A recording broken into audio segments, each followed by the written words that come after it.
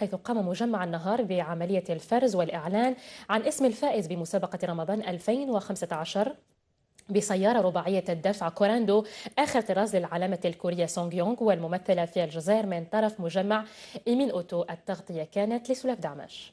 مشاهدينا الكرام، اهلا وسهلا بكم في هذا اليوم اللي سيتم فيه الاعلان عن اسم الفائز في مسابقه رمضان ل 2015.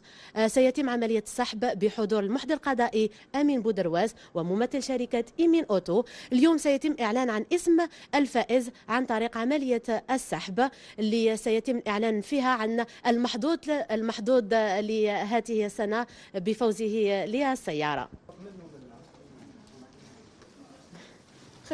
خلي معلش روح.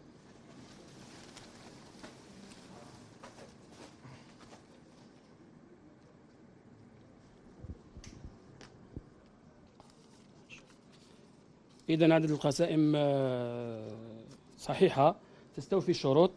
الفائز اسمه لعونان عبد القادر. العنوان شارع بومعزالي تغنيف ولاية معسكر. سوف نلجأ إلى الاتصال به مباشرة.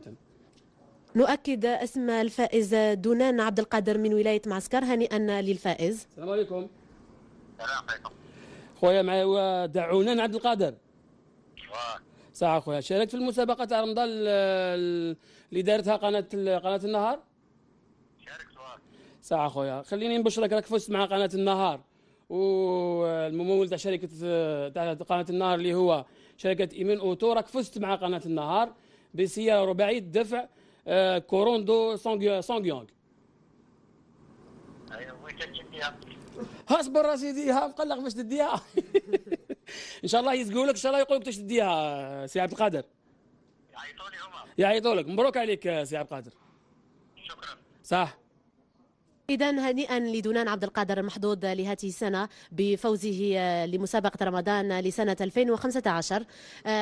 نتحدث عن السيارة مع ممثل الشركة.